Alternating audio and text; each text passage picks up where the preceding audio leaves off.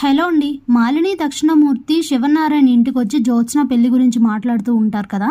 నేను మీ అందరికీ ఓ నిజం చెప్తాను, దానికి నువ్వు తట్టుకోలేవు శివనారాయణ అని చెప్పి దక్షిణమూర్తి అయితే శ్రీధర్ రెండో పెళ్లి చేసుకున్నాడని తన్నైతే కొట్టి బయటికి తరిమేశావు, అందుకే మళ్ళీ తన ఇంటికి నీ మనవరాల్ని కోడలుగా పంపించడం ఇష్టం లేక కార్తిక్ ని జ్యోత్స్నని దూరం చేశావు.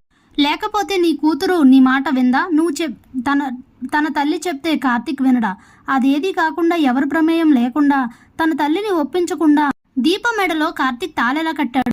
ఇదంతా మీ తాత చేస్తున్న రాజకీయం, నీకేం తెలీదమ్మా అని అయితే జ్యోత్స్నతో అంటాడు. మా గురించి నువ్వెందుకు మాట్లాడాలి తాత అని అడుగుతుంది జ్యోత్స్న. నీకేం తెలియట్లేదు, మీ తాత తనకు నచ్చిన మనిషిని పెళ్లి చేసుకున్నాడు, మీ అమ్మ తనకి ఇష్టమైన దశరథ్ని పెళ్లి చేసుకుంది, కార్తిక్ ఏమో దీపని పెళ్లి చేసుకున్నాడు. చివరికి నీ విషయానికి వచ్చేసరికి అందరూ రివర్స్ అయిపోయారని చెప్పేసరికి మా ఇంటి విషయాలు మాట్లాడడానికి మీరు సరిపోరు, బయటకు వెళ్ళిపోండి అని అయితే అంటారు అందరూ. ఇక అక్కడి నుంచి అయితే వెళ్ళిపోతారు దక్షిణామూర్తి వాళ్ళు. ఇక మరుసటి రోజు ఉదయం జ్యోత్స్న లగేజ్తో సహా కిందికి వస్తుంది. ఏమైంది అని అడుగుతుంది సుమిత్ర.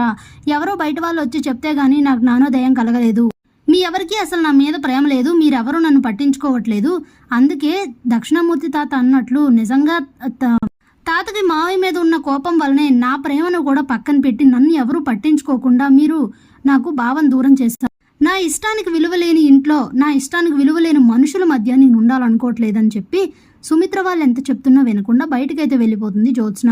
ఇక అయ్యో నా కూతురు అనవసరంగా వెళ్ళిపోయిందే అని చెప్పి కోపంగా అలాగే బాధపడుతూ ఏడుస్తూ కూర్చుంటుంది. ఇంతలో దీప కార్తిక్ అయితే ఇంటికి వస్తారు.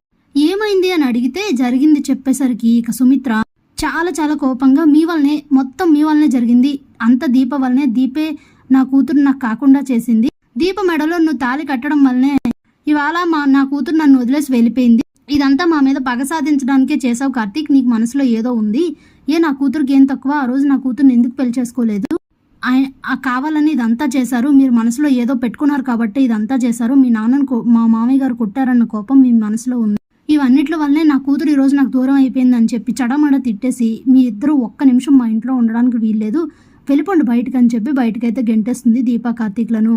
చాలా బాధపడుతూ ఆవేశపడుతూ ఉంటుంది సుమిత్ర. Thanks for watching.